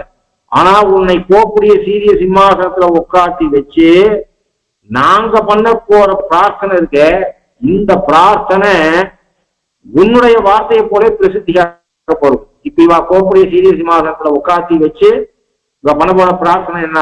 சிற்றஞ்சிறுகாலே வந்து உன்னை சேவித்து உன் பொற்றா முறையறிய போற்றும் பொருள்களாய் பெற்றம்மே துண்ணும் குலத்தில் பிறந்து நீ குற்ற ஏவலங்களை கொள்ளாமல் போகாது இற்றை படை கொள்வான் என்றுதான் கோவிந்தா எற்றைக்கும் ஏழேழ் பிறவிக்கும் உந்தன்னோடு உற்றோமேயாவோம் உனக்கே நாம் ஆட்செய்வோம் மற்ற காமங்கள் மாற்று. இந்த வார்த்தை அங்க ரெண்டும் அர்ஜுனை குறிச்சு நீ சொன்ன வார்த்தை, விபீஷணனை குறிச்சு நீ சொன்ன வார்த்தை, இங்க உன்னை குறித்து நாங்கள் சொல்ல போற வார்த்தை. அது தேர்தட்டு வார்த்தை, கடற்கரை வார்த்தை, இது சிம்மாசன வார்த்தை. இந்த சிம்மாசனத்தை நீ பேச போறதில்ல, நாங்க பேசக்கூடிய பேச்சு இப்படி பிரசித்தமாகணும். அதெல்லாம் இனிவரை நம்ம சாத்து முறையில இவருடைய பேச்சு சொல்றோம். அர்ஜுனன் பேச்ச சொல்ல, விபீஷணன் பேச்ச சொல்ல, ஆனா ஆயர் சிறுமியோடைய பேச்ச பரமைகாந்திகா இருக்கா நாம சொல்றோம். அதனால இது அவ்வளவு பிரசித்தமாக போறது. நாங்க பிரார்த்தனை பண்ணக்கூடிய பிரார்த்தனை. ஆகையினாலே நீ அவசியம் வந்து இங்க உட்கார வேண்டும். கோப்புடைய சீரிய சிங்காசனத்தில் இருந்து யாம் வந்த காரியம் ஆராய்ந்து வருவது. சரி, அப்போ உட்காந்த உடனே நீங்க சொல்லிடுவீங்களா அப்படின்னா, இல்ல இல்ல இன்னும் ஒரு கொஞ்சம் கொஞ்சமா நீ வந்து உட்காண்டாவுக்கு முதல்ல உங்களுக்கு ஒருத்தராத்துக்கு ஏதோ ஒரு பிரார்த்திக்க போனால் கொஞ்சம் கொஞ்சமா அந்த விஷயத்தை எடுக்கிற மாதிரி நாங்கள் கொஞ்சம் கொஞ்சமா பேச போறோம். முதல்ல உங்ககிட்ட உனக்கு பல்லாண்டு பாட போறோம். அப்புறம் வெளிமனுஷாளுக்கு இருந்த மாதிரி அவளும் பார்த்துட்டே இருப்பா. தனிமையில இல்ல. இப்ப ஆயர்கள் யார் எங்கள் நிலவரைகளை வச்சிருந்தாலோ நிலவரைகளை வச்சவா இப்ப என்ன இவங்க விஷயம் மாறுறது, இவங்க நம்ம காரியத்தை காதலியே போட்டுக்க மாட்டேங்கிறத அப்படின்ட்டு அவ தரான விரதத்தை சொல்லுவா. அப்ப நாங்க ஏதோ உபகரணம் எல்லாம் கேட்போம், அதெல்லாம் ஆராய்ச்சி பார்த்துக்கோ. இவா கேட்கறதுக்கு எது முக்கியம், இவா என்ன சொல்ல வரான்னு தெரிஞ்சுக்கோ. கடைசியா நாங்க என்ன பண்ண போறோம், எங்களுக்கு வேண்டியதை பிரார்த்திக்க போறோம். உட்பொருள் இதுக்கெல்லாம் பறை என்ற சொல்லுக்கு அர்த்தம் தான், நீராட்டம் என்ற சொல்லுக்கு என்ன அர்த்தம்ன்றதை நாங்க சொல்ல போறோம். கொஞ்சம் கொஞ்சமா பிட்ஸ் அண்ட் பீசஸ்ல கொஞ்சம் கொஞ்சமா சொல்ல போறோம். அதை நீ ஆராய்ந்து சரி நான் எப்படி வர வேண்டும் சொல்லுங்க. இப்ப நீங்க என்ன சிம்மாசனத்துல உட்காந்து போறப்போ அப்புறம் ரொம்ப நாளைக்கு பேச போறப்போ தெரியுது, ஏதோ பல்லாண்டு பாடுறேன்னு சொல்றப்போ எனக்கு ஏதோ மங்களாசாசனம் பண்ண போறாங்களா, மங்களாசாசனம் பண்ணா விட்டு ஏதோ கொஞ்சம் கொஞ்சமா பேச போறப்போ, வெளியாருக்காக ஏதோ பேச போறப்போ, உங்க மனசுல இருக்கிறது ஏதோ பேச போறப்போ தெரியுது. சரி ஒத்துக்கிறேன், நான் எப்படி வரணும் சொல்லுங்க அப்படின்னா, மாறி மறைஞ்சில் மண்ணி கிடந்துறங்கும். சிம்மாசனத்துல உட்கார வேண்டியது எப்படி என்று சொன்னால், மாறி மறைஞ்சில் மண்ணி கிடந்துறங்கும் சீரிய சிங்கம் அறிவுற்று தீவிழித்து வேரி மயிர் பொங்க எப்பாடும் பேர்ந்து வரி நூறு நிமிர்ந்து முழங்கி புறப்பட்டு போதருமா போலே நீ பூவை பூவண்ணா. நீ பாக்குறதுக்கு ஒரு திருமேனி, யானை உடம்ப பார்த்தோன்னே ஒரு பெருசா அது ஒரு என்ன சொல்ற ஒரு உரப்பா மென்மை இல்லாம இருக்கு. அந்த மாதிரியாக எருதோட இதுவும் அப்படி இருக்கு. சிம்மெல்லாம் பார்த்தா கூட உடம்பு பர்சனாலிட்டி இல்லாம இருக்கு, அது ஒரு மாதிரி சின்னதா முகத்துல மாத்திர பிடரி அப்படி இருக்கு. இப்படி இருக்கிறது உன்னுடைய உடம்பு உண்மையிலேயே மென்மையானது. அதெல்லாம் நீச்சோபமா தான், நடைக்கு மட்டும்தான் அவற்றை உதாரணமாக கொடுக்கலாம். கஜத்தையோ சிம்மத்தையோ வியாகரத்தையோ எருதையோ ஒரு நடைக்கு ஊமையாக கொடுக்கலாமே தவிர அழகுக்கு உன் திருமேனி அதுவும் ஒத்து போகாது. உன்னுடைய திருமையுடைய மென்மை அவற்றுக்கு கிடையாது. பூவை பூவண்ணா அதசி புஷ்ப சந்தாசமாக இருக்கக்கூடிய உன்னுடைய திருமேனி அதசி புஷ்பம். அதுக்கு தமிழ்ல பூவை பூன்னு பேரு, காயாம் பூ தமிழ்ல 2 பேரு. இந்த பூவை இன்னைக்கு நம்மால தெரிஞ்சு கொள்ள முடியல. பல மிருகங்கள் யாழி வாகனம்னு கோவில்ல யாழி வாகனத்துல பெருமாள் சொல்லிட்டு இருக்கோம். அந்த யாழிங்கிற இருந்த மிருகம் இன்னைக்கு காணாம போயிருக்கு.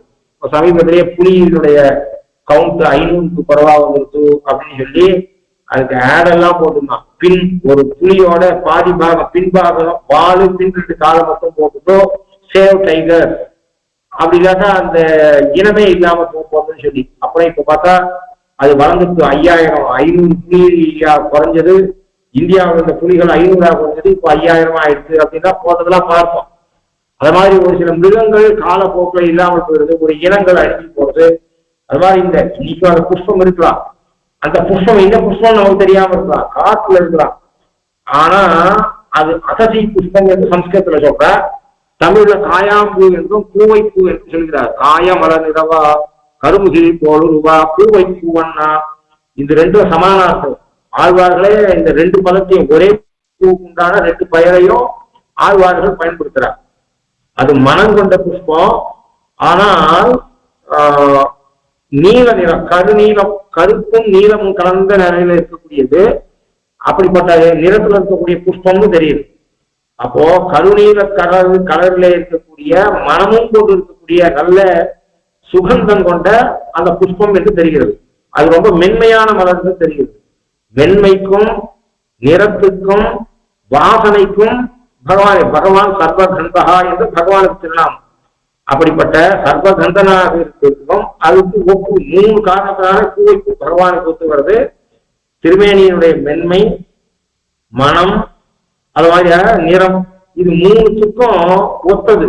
அப்படிப்பட்ட நீ பூவை பூவோலே இருக்கிற நீ மாறி மலை முழஞ்சில் மண்ணி கிளந்துறங்கும் யாதவ சிம்மனாக வர வேண்டும். மாறி மலை முழஞ்சில் மண்ணி கிளந்துறங்கும் சீரிய சிங்கம் அறிவுற்று தீ விழித்து வேரிமை பொங்க எப்பாடும் பெயர்ந்து அறி 3 நிமிர்ந்து முழங்கி புறப்பட்டு போதருமா போலே. மாறி, மாறினா மழைக்கு பேரு.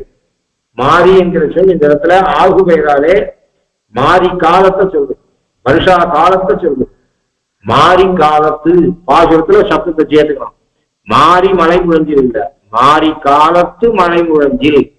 வருஷா காலத்திலே ஒரு மலையிலே இருக்கக்கூடிய குகையிலே மாறி மலை முழஞ்சில். மாறி காலத்திலே மிருகங்கள் அந்த மிருகத்தோட தன்மையை தெரிஞ்சுட்டு ஆண்டார். மிருகமானது, அதாவது மிருகம்ன்ற சப்தத்துக்கு சிங்கம் என்ற அர்த்தம். அந்த சிங்கமானது மழை காலத்துல இறை தேட போகாமல் குகையிலே கிடக்கும், அது மண்ணி கிடந்திருக்கும். இது ஒரு அச்சேதனமா என்று சொல்லும்படியாக இருக்கும். மன்னி மாரி காலத்து ராஜாக்கள் 4 மாதம் படையெடுக்க மாட்டார்கள். ராஜாக்கள் படையிடார். அதாவது ராஜ சேனையில் இருக்கிறவங்க கூட வீட்டுக்கு அனுப்பி அவர்கள் மனைவியோட இருக்க வேண்டிய காலம் வரும். 4 மாதம். ஆவணி, புரட்டாசி, ஐப்பசி, கார்த்திகை. ஆவணி, புரட்டாசி, ஐப்பசி, கார்த்திகை என்ற 4 மாதமும் இந்த சாதுர்மாசியம் அது ராஜாக்கள் போரிடக்கூடாது, தர்ம யுத்தம் அப்பக்கூடாது. அவர்களுடைய மனைவியோடு இருக்க வேண்டும், வீட்டுக்கு செல்ல வேண்டும். அது மாதிரியாக அப்ப யுத்தம் பண்ணா யானை குதிரை இருந்தா சேருல காலை வச்சு சண்டை போடுறதும் கஷ்டம். அதனாலதான் பெருமாள் என்ன பண்ணார் அப்படின்னா, சீத்தையை தேடுறதையும் தள்ளி போட்டு அப்பயும் தர்மத்துல புத்தி, ராமோ விக்கிரகவான் தர்மஹா என்று சொல்லி தர்மத்துல புத்தி. இன்னொன்னு பிரிஞ்ச சுக்ரீவன் மனைவியோட இருக்கட்டும் என்ற எண்ணம். அதனால இத காலம் முடிஞ்சு மார்கழி மாசத்துல நாம போருக்கு போலாம் என்று பெருமாள் சாட்சி. அப்போ மார்கழி மாசத்துலதான் லங்கைக்கு போய் அவனை கொன்னார், இவனை கொன்னார். மார்கழி மாசத்துலதான் கொன்னார். கரெக்டா மார்கழி மாசத்துல இன்ன திதியில அவன் கொன்னான் என்று கனவு போட முடியுது. அப்படி பகவான் சொன்னார். அப்போ ஆனால் இவன் தனித்து இருந்தான். சீதை அங்க இருந்தா இவன் தனித்து இருந்தான். சீதை லங்கையில் இருந்தா இவன் தனித்து இருந்தான். ஆனா நாம பிரிஞ்சிருக்குமே, சுக்ரீவன் பிரிஞ்சிருக்கணும்ன்ற எண்ணம் இல்லை. சாஸ்திர பிரகாரம் யுத்தம் அந்த மழை காலத்துல போடக்கூடாது. ஆவணி, புரட்டாசி, ஐப்பசி, கார்த்தியில. அது சுக்ரீவன் அவன் மனைவியோட இருக்கட்டும், மழை காலமும் போகட்டும், அதர்மமாக தர்மம் பண்ண பாபமும் நமக்கு வராது. முடிஞ்ச உடனே மார்கழி மாசத்துல நம்ம யுத்தத்துக்கு போலாம் என்று சொன்னார். அப்ப பெருமாள் மால்யவானில எழுந்தருளி இருந்து அவர் போன அந்த காலத்துல சிம்மமானது, அது மாதிரி காலத்துல சிம்மமானது இறையை தேடாமல் குகையிலே கிடக்கும். மாறி காலத்து மலை முழஞ்சில் முழைஞ்சு என்கிற சொல்லுக்கு குகைன்னு அர்த்தம். குகா சப்தம். அது குகைன்னு எழுதணும் தமிழ்ல. குகை ஆயிரு ஐயம். சீதா என்கிற சொல் சீதை என்று மாறுவது போல குகா என்கிற ஸ்ரீலிங்க சப்தம் ஆ என்கிற ஒலி கொண்ட வட சொல் தமிழிலே மாற்றப்படும் போது ஐ என்ற ஒலியுடன் மாறும். சீதா சீதை, குகா குகை, குகைன்னு எழுதுறோம். ஆனா முழைஞ்சு தமிழ் சொல். அந்த முழைஞ்சி மேல இல் என்கிற வேற்றுமை வந்து முழைஞ்சில்.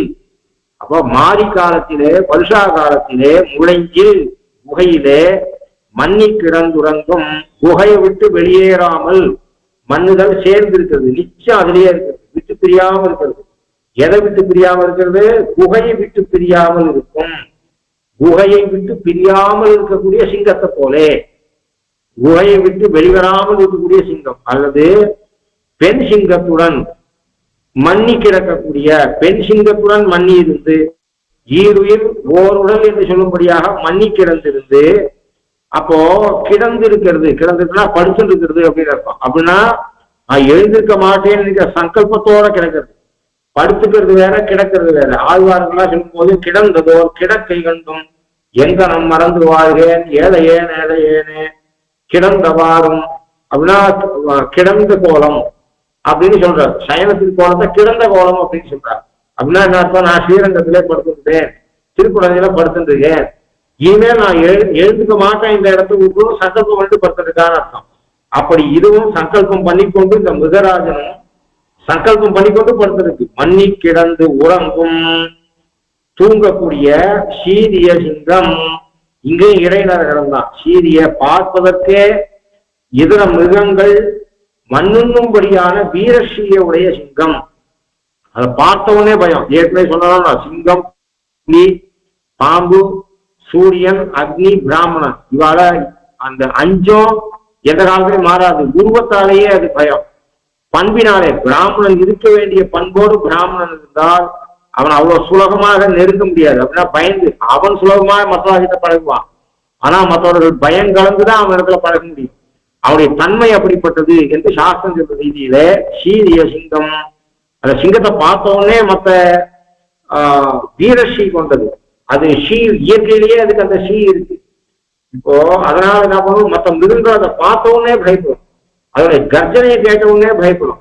ஆகையினாலே அப்படி சீரிய சிங்கம் சுவாமி தேசிகன் சாய்க்கிறார், நீர் அவதாரத்தை முடிச்சுட்டு கிளம்பிட்டா இது கவிதார்க்கிய சிம்மம் ஆச்சே, கவிதார்க்கிய சிம்மமான நீர் இந்த லோகத்திலே இருக்க மாட்டாமா, நீர் அவதாரத்தை முடிச்சுட்டு கிளம்பிட்டா இந்த பாஷ்யக்காரருடைய சமுதாயத்தை யார் காப்பாற்றுவா?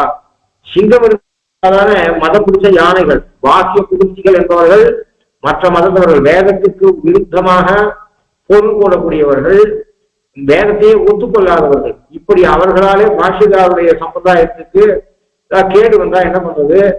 தேவர் அதனால சிங்கம் இருந்தே ஆகணும். காட்டை காக்கிறதுக்கு சிங்கம் என்று ஒண்ணு இருந்தே ஆகணும். காடு இல்லாத சிங்கம் இல்லாத காடு சீக்கிரம் அழிஞ்சிடும். அந்த காட்டுல நிறைய சிங்கம் இருக்கு அப்படின்னாதான் போய் அதை வெட்ட மாட்டான் மனுஷா. சிம்மம் பாதுகாக்கப்படும். சிம்ம வனகுப்தி நியாயம்னே ஒரு நியாயம் உண்டு சம்ஸ்கிருதத்துல. அப்படி இருந்துச்சு இந்த பாஷிகாருடைய சமுதாயம் காக்கப்பட வேண்டுமானால் கவிதார்க்கிய சிம்மமான நீர் இங்கேயே இருக்க வேண்டாமான்னு கேட்டார். சிங்கத்தோட எல்லாமே பயங்கரம், இந்த கவிதார்க்கிய சிம்மத்துடைய நாசம் போடும், கர்ஜனை போடும். அதாவது ஒரு யானையை மதம் பிடிச்ச யானைகளை ஓட்டுவதற்கு அந்த யானைகளுக்கு முன்பு சிம்மம் குதிக்கணும்ன்ற அவசியம் இல்லை. அந்த சிம்மத்துடைய கர்ஜன ஒலி இருக்க அதுவே போறோம் யானைகளை பல திக்கிற மிரண்டு ஓடுறது. அப்போ நான் எழுதின கிரந்தங்கள் இருக்கவரை பாஷிகாருடைய சமுதாயத்தை யாரும் அசைக்க முடியாது. அதனால நான் இந்த உலகத்திலேயே நிலைச்சி இருக்கணும்ன்ற அவசியம் இல்லை. நான் சென்றாவுக்கும் இந்த பாஷிகாருடைய மதத்தை காப்பாற்றுவதற்கு இந்த கவிதார்க்கிய சிம்மத்துடைய நாதம், அதாவது கர்ஜனைய ரெக்கார்ட் பண்ணி பிளே பண்ணா கூட சிங்கத்தோட குரல், சிங்கத்தோட தொண்டையிலேருந்து அந்த கழுத்திலேருந்து அந்த குரல் வருதா, இது ரெக்கார்ட் பண்ணி யாரா பிளே பண்ணிருக்காளான்னு யானைக்கு தெரியாது. அப்போ கர்ஜனை கேட்டா ஓடிடும், சிம்மத்தை பார்க்கணுன்ற அவசியம் இல்லை. அப்போ அடிய கிரந்தங்கள் இருக்கிற வரை பாஷிகார் சமுதாயத்துக்கு ஒரு குறவு வராதுன்னு சாய்க்கிறேன். அது சீரிய சிங்கம், சிம்மத்திலே இருக்கக்கூடியதான ஒரு தனித்தன்மை, மற்ற மிருகங்கள் மண்ணும்படியான பயத்தை கலப்பும்படியான ஒரு நிலை. அப்படிப்பட்ட சீரிய சிங்கம் அறிவுற்றுன்ற சப்தத்துல ஒண்ணு சேர்த்துக்கணும். மாரிக்காலம் முடிந்தவாறே வெயில் காலம் வந்த போது அறிவுற்று என்று அர்த்தம் பண்ணலாம். மாரிக்காலம் சென்றவாறே அறிவுற்று. ஏன்னா அந்த மாரிங்கிற சப்தத்தை அவள் பயன்படுத்தி இருக்கிறதுனால அறிவுற்றுனா எப்போ அறிவுற்றது? காலை வேலை வந்தது, பூ மலர்ந்தது, தாமரை பூ மலர்ந்தது. அப்போ இரவிலே பூம்பின தாமரை பூ மலர்ந்ததுன்னு ஒருத்தர் எழுதுறான். என்ன அர்த்தம்? இரவிலே பூம்பின தாமரை பூ அப்படின்னா என்ன அர்த்தம்? இரவிலே பூம்பின தாமரை பூ மலர்ந்தது என்று சொன்னால் காலையில் மலர்ந்தது என்று அர்த்தம். ஏன்னா இரவுல பூங்குன்றது சொல்லிட்டதுனால அது மலர்ந்தமான காலை உதயம் ஏற்பட்டு சூரியக்கிரணம் வந்திருக்கணும்னு காட்டுறது. இப்ப மாரி மலை முழஞ்சில் மண்ணி கிடந்து உறங்கும் சீரிய சிங்கம் அறிவுற்று என்று சொன்னால் மாரிமலை முழஞ்சில் மண்ணி கிடந்து உறங்கும் சீரிய சிங்கம் மாரிக்காலம் சென்றவாறே உணர்வுற்று என்று அர்த்தமா இருக்கும். அப்போ வெயில் வந்தவாறே மாரிக்காலம் சென்றவாறே உணர்வுற்று. சீரிய சிங்கம் அறிவுற்று தீ விழித்துன்னா ரெண்டு தீவிட்டி மாறி அதனுடைய கண்கள், அது புகையை விட்டு வெளில வருது. மற்ற மிருகங்கள் எல்லாம் இவ்வளவு நாள் அப்பா எங்கேயோ வெளில போயிருக்கா, பசங்க நல்ல உண்மையா இருக்க வேண்டிய நிலையில அப்பா இருந்து அவர் சுத்தான அப்பாவா இருந்தா பசங்கள் கொண்டாட்டமா இருக்கும். அப்பா எங்கேயாவது போயிட்டா, அப்பா ஆத்துக்குள்ள வர அப்படின்னு தெருக்கோடியில அப்பா இறங்குறேன்னு சொன்ன உடனே பாதி சுரம் வந்து போயிடும். ஆத்துக்குள்ள வந்து பேருனா குட்டி பாம்பா எழுதும் ஜனங்கள், குழந்தைகள். அப்போ ஆத்துல யாராவது ஒருத்தர் எப்படி இருக்கணும், பயம் இருக்கணும். அது அம்மாவால இருக்க முடியாது, வாசலை கொண்டுனால அப்பா தன்னை குழந்தைகிட்ட ஸ்ட்ரிக்டா இருந்தாலும் குழந்தைகள் என்ன வளரும். அப்போ எப்படியானா அப்பா எங்கேயோ வெளில போயிருக்கார், கூத்தாடுங்கள் பசங்கள். அப்பா வந்தேன்னு உடனே எப்படியானா அடங்கி போறதோ அது மாதிரி அது நான் 4 மாசமா தூங்கியிருந்தேன் அப்படின்னு நீங்க என்ன அட்டகாசம் போட்டாங்களா அப்படிங்கிற மாதிரியான கண்ணை பாக்குறது, 4 பக்கம் பாக்குறது. சீரிய சிங்கம் அறிவுற்று தீ விழித்து உறங்கும் சிங்கம் தீ விழித்து. உறங்கும் போது கூட அழகு அதுக்கு. சீரிய சிங்கம் உறங்கும் சிங்கம் கூட அழகா இருக்கும் ஒரு சில வஸ்துக்கள். ஆனா மனிதன் தூங்கும் போது அழகு பாதியாக குறைஞ்சிடும். சீதை சொல்றா தூங்கும் போது அழகு குறைஞ்சிடும். ஏன் குறைஞ்சிடும்? கண்ணை மூடிக்கிறோம் மனுஷன். கண்ணை மூடிதா அகத்தின் அழகு முகத்துக்கு தெரியும். ஒரு முகத்துக்கு எவ்வளவு ஏண்டா தூங்கு மூஞ்சியா இருக்கு அப்படின்னு சொன்னா, ஏன் கண்ணுதான் அழகை கொடுக்கக்கூடியது. முகத்துக்கு அழகை கொடுக்கக்கூடியது கண். ஏன்னா உணர்வை காட்டக்கூடியது கண். அப்ப தூக்கத்துல உணர்வு மங்கி போறது, ஏன்னா கண் மூடப்பட்டு இருக்கிறதுனால. அதனாலே தூக்கத்துல அழகு எப்பேற்பட்ட அழகுக்கும் தூக்கத்துல அழகு குறையும். ஆனால் சமயா போதித ஸ்ரீமான் என்று சொல்றார். தூக்கத்துல கூட அழகனாக இருப்பவன் தன்னுடைய கணவன் என்று சொல்றார். அப்படி தூக்கத்திலையும் அழகு இந்த சிங்கம். அப்படிப்பட்ட சிங்கமானது உறங்கும் சிங்கம் சீரிய சிங்கம் அறிவுற்று காலம் உணர்த்த அறிவுற்று தீ விழித்து ரெண்டு தீவிட்டி மாதிரியாக அது கண்ணாலே விரோதிகளை எல்லாம் சுற்றுமுற்றும் பார்த்து வேரி மயிர் பொங்க, வேரின்ற சொல்லுக்கு வாசனைன்னு அர்த்தம். வேரி மாறாத பூமேல இருப்பார் வினதி இருக்குமே. வேரி மயிர் பொங்க சின்ன ரகரம் இடைய ரகரம். அப்போ வேரி மயிர் பொங்க வாசனை கொண்டு அதனுடைய பிடரி கேசரம் பேரு கேசரி. கவிதார்த்திய கேசரின்னு சொல்றேன். கேசரிதான் சிம்மத்துக்கு பேரு. கேசரத்தை உடையது கேவலம் உடையதுன்னு அர்த்தம் இல்ல. அங்க மது போன்ற பிரத்யங்கள், அந்த பிரத்யம் அதாவது கேசரமானாலும் கேசரின்னாலும் அந்த பிரத்யங்கள் தான் ஒரே அர்த்தம். அதாவது சீமான் அப்படின்ற மாதிரி கேசரமான்னு சொல்லலாம், சிங்கத்தை கேசரின்னு சொல்லலாம். இதெல்லாம் சமானார்த்தமான பிரத்யங்கள். அந்த பிரத்யங்களானது இந்த இடத்துல கேவலம் இருக்குன்றதுனால வைக்கப்பட்டதில்லை, விசேஷமான பிடரியும் உடையது. அப்போ பிரசஸ்தில வந்த பிரத்யம் அது பிரசஸ்த கேசரவான் அப்படின்னு இருக்கும். பிரசஸ்தமான மற்ற மிருகங்களுக்கு இல்லாத விசேஷமான பிடரி மயிரை கொண்டது. ஆனா அதுக்குள்ள வாசனை கூட உண்டு, இயற்கையிலேயே கூட வாசனை உண்டு அப்படின்னு சொல்றார். அப்போ பகவானும் சர்வகந்தன். அப்போ இந்த சிம்மம் கம்சாதிகளை தீவிழிக்கும். இந்த எது சிம்மம் கம்சாதிகளை தீவிழிக்கும். எது சிம்மமும் சர்வகந்தமான திருமேனி உடையது இந்த கிருஷ்ணன் என்கிற சிம்மம். கிருஷ்ணன் என்கிற சிம்மமானது மாறி மலைமுழஞ்சில் மன்னிக்கிறது. இப்போ மார்கழி மாசத்துல எழுப்புறார். இதுவும் யார் எங்க இடத்துல மன்னிக்கிறதுனா நப்பின்னையோடு நீலாதுங்க ஸ்தனகிரி ததி சுத்தம். அப்போ ஒற்றுமை இருக்கு, அந்த சிங்கத்துக்கும் இவனுக்கும் ஒற்றுமை இருக்கு. நீலை என்கிற பெடையோடு கூடியிருந்த யாதவ சிம்மம் நீயும் அறிவுற்று இப்போ கம்சாதிகள் மேலே தீவிரித்து சர்வகந்தனான நீ திருமேனியில மனம் கொண்ட திருமேனியை கொண்ட நீ எப்படியானால் சிம்மத்தினுடைய பிடரி மயிருக்கு இயற்கையிலேயே ஒரு வாசனை உண்டோ அப்படி நீ சர்வகந்தனான நீ தீ விழித்து வேரி மயிர் பொங்க அந்த உலை மயிர்கள் எல்லாம் பொங்கும்படியாக வேரி மயிர் பொங்க எப்பாலும் பேர்ந்து உதறி முகத்தை அது உதறும். உடம்பையும் மூடி நிமிர்ந்து, மூடி அப்படின்னு சொன்னா சோம்பல் முடித்து அது முன்கால் நடத்தி கொஞ்சம் தூரம் வச்சு அந்த சரீரத்தை ஒரு தடவை 2 தடவை முன்ன பின்ன ஸ்ட்ரெச் பண்ணி அதனால சோம்பலை முடிச்சு. நன்னா தூங்கினவாதான் சோம்பல் முடிப்பா. தூங்காதவனுக்கு பாடி பெயின் இருக்குமே தவிர சோம்பல் முடிக்கிறதுன்றது ஒரே நிலையில நன்னா அசந்து போய் உடம்பு இருந்தா எடுத்த உடனே அந்த உடம்பை நம்ம கண்ட்ரோலுக்கு கொண்டு வருவதற்காக பண்ணக்கூடியது. அப்படி சோம்பல் தூக்கம் வராத போது போட்டுவா விடுவா. அது இது மூடி சோம்பல் ஒரே பொசிஷன்ல பாடி இருந்ததால அதை மறுபடியும் நம்ம ஒரு நிலைக்கு கொண்டு வர்றதுக்காக சோம்பல் முடித்து முன்கால்களை தூர வச்சு இந்த உடம்ப முன்ன பின்ன இயக்கி மூடி நிமிர்ந்து முழங்கி கர்ஜனை பண்ணி புறப்பட்டு போதருமா போலே அந்த சிங்கம் கோயிலிருந்து போதருமா போலே நீ பூவை பூவண்ணா உன் கோயில் நின்ற இங்கனே போந்தருளி நீ எழுந்து நிற்க பள்ளியறையிலிருந்து நாங்கள் சொன்னபடி இந்த மார்க்கத்திலே இந்த சிம்மகரியிலே எழுந்தருளி சீரிய சிங்காசனத்திலிருந்து சீர்மை மிக்க இந்த சிம்மாசனத்திலே இருந்திருந்து யாம் வந்த காரியமானா இந்தருள் நாங்க சொல்ற போறதே அன்று ஒருத்தி மாலே கூடாரை கரவை சிற்றம் என்று சொல்லக்கூடிய அன்று ஒருத்தி மாலே கூடாரை கரவை சிற்றம் என்று சொல்லக்கூடிய இந்த பாசுரங்களாலே நாங்கள் சொல்லக்கூடிய பிரார்த்தனை. அதுல ஒரு சிலத பிரார்த்தனை மற்றவாளுக்காக அதுல இருக்கக்கூடிய சொற்களுக்கெல்லாம் உட்பொருள்னா நாங்க என்ன கேட்க வந்திருக்கோம். முதல்ல மங்களாசாசனம் பண்ண போறவங்களுக்கு மங்களாசாசனம் பண்றதுதான் எங்களுக்கு முக்கிய நோக்கம். அந்த மங்களாசாசனத்தை பண்ண போறோம். நாங்கள் பண்ண போற மங்களாசாசனத்தை நீ ஏற்றுக்கொள்ள வேண்டும். அதற்கப்புறமாக நாங்கள் வைக்கக்கூடிய பிரார்த்தனையை ஏற்றுக்கொள்ள வேண்டும். அந்த பிரார்த்தனை நீ பூர்த்தி பண்ண வைக்கும், பூர்த்தி பண்ணி வைக்க வேண்டும் என்று பிரார்த்திக்கிறார்கள். சீரிய சிங்காசனத்திலிருந்து யாம் வந்த காரியம் ஆராய்ந்தருளேனோ ரெப்பாவாய் அப்படியே பண்றேன்னு கிருஷ்ணன் ஊத்துனா அப்படியே கிருஷ்ணன் நடந்தும் வந்தான். நடந்து வந்து சீரிய சிம்மாசனத்துல எழுந்துள்ளான்.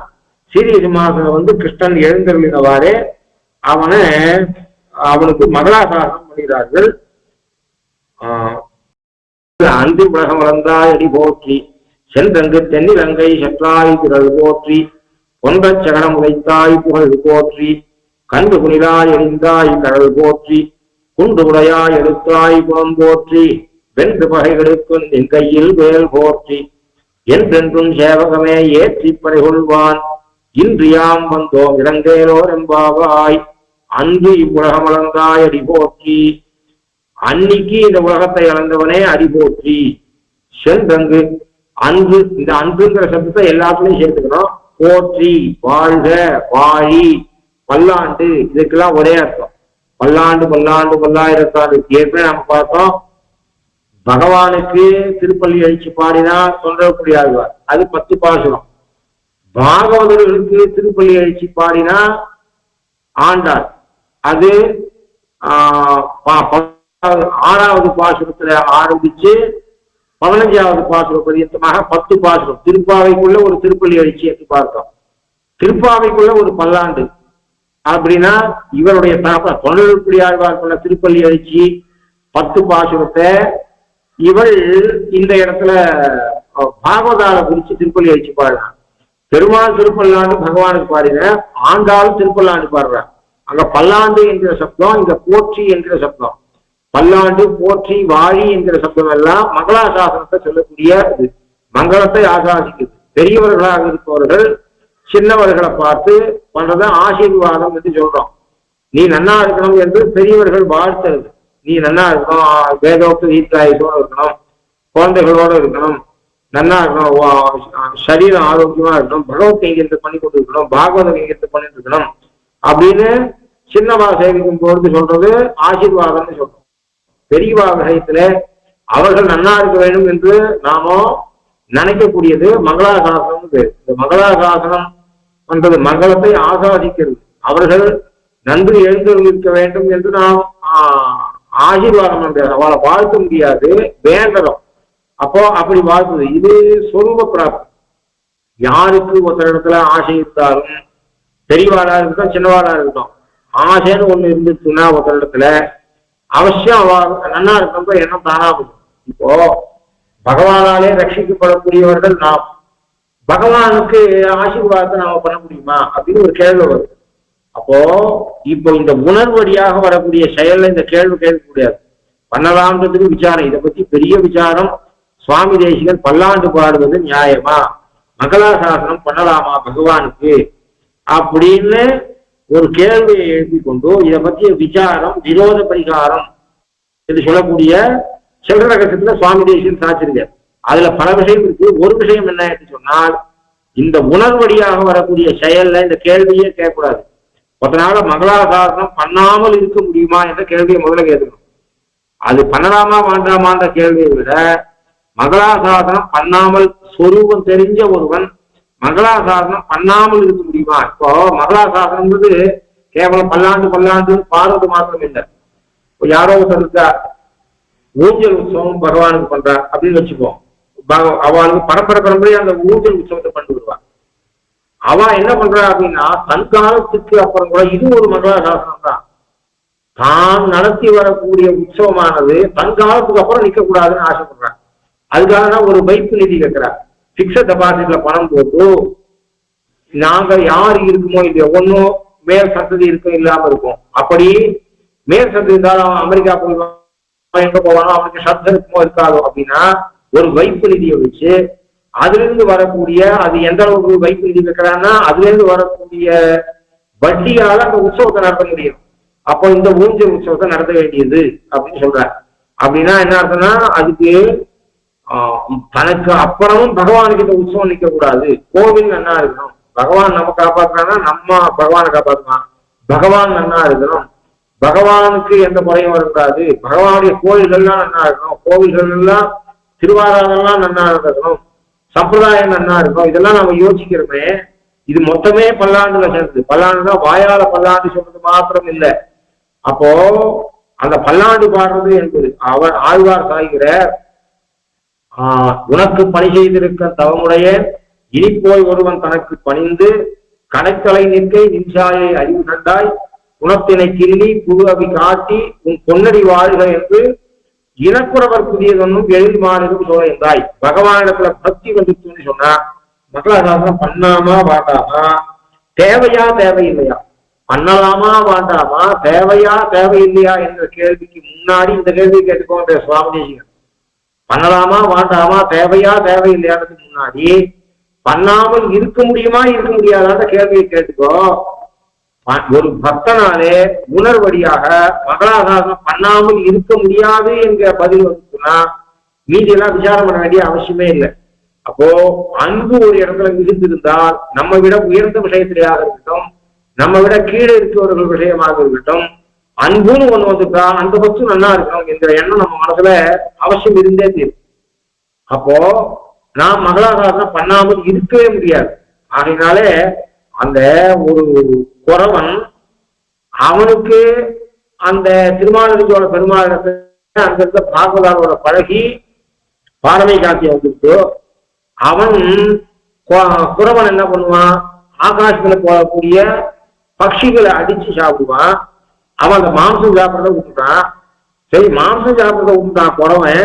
பயிரிட்டு சம்பா பொன்னி பயிரிட்டு அதுல இருந்து வர நெல்லை வச்சுட்டு சாப்பிடறானா? இல்ல, குணத்தினை கிண்டி உயிர் வாழணும், ஆரோக்கியமா இருக்கணும், பெருமாளுக்கு மகளாசாசனம் பண்ணணும், பெருமாளுக்கு ஏதாவது கைவியம் பண்ணிக்கிறோம், இதுக்கு வேண்டிய அளவுக்காக திணை காற்றுல கிடைக்கூடிய திணையே போறோம்.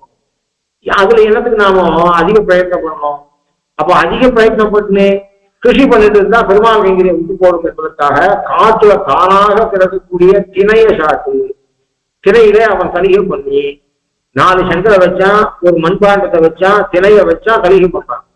அதை அப்படியே வாயில போட்டுக்கலாம்.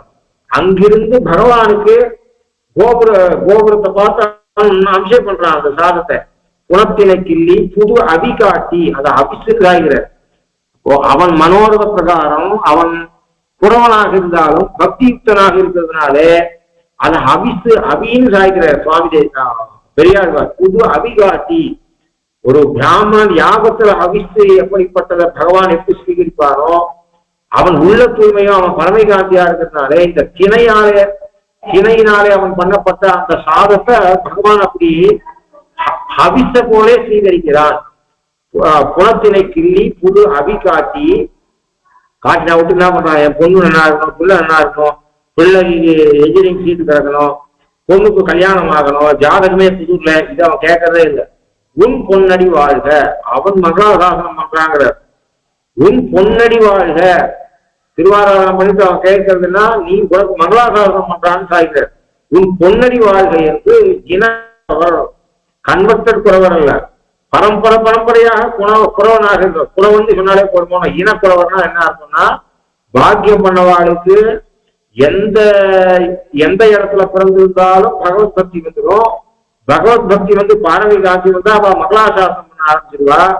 அப்படிப்பட்ட மகளாசாசனம் பண்றவா அவளுடைய வஸ்துக்களை பகவான் அதி சந்தோஷத்தோட ஏற்றுக் கொள்கிறார். பொன்னடி வாழ்க என்று இனக்குறவர் புதியதுன்னும் எதில் மாநிலம் சோழ என்றா என்று சொல்ற. அப்போ மகளாசாசனம் பண்ணாம இருக்கவே முடியாது. அந்த பக்தி ஒத்தனத்துல ஆசை அளவு கடந்து இருந்தால் அந்த வஸ்து நன்னா இருக்கணும். அந்த வஸ்து நம்ம காப்பாத்துறதா நாம் அந்த வஸ்துவை காப்பாத்துறோமா என்கிற அறிவெல்லாம் அப்ப மயங்கும். இந்த அறிவு பெருமாள் நம்ம காப்பாத்துறான், அவனுக்கு நாம என்ன திருவாராதம் பண்றது, அவனுக்கு நாம என்ன பல்லாண்டி சொல்றதுங்கிற எண்ணம் எப்போ வரும் என்று சொன்னால் அன்பு குறைவாக இருக்கும் பொழுது வரும். கேவலம் அறிவுபூர்வமாக ஒதுங்கும்போது, அறிவுபூர்வமாக ஒரு விஷயத்தை பார்க்கறதுக்கும் உணர்வு பூர்வமாக விஷயத்தை பார்க்கும் போது, உணர்வு பூர்வமாக ஒரு செயலை பண்ணும்போது அறிவு அடிபட்டு போகும்.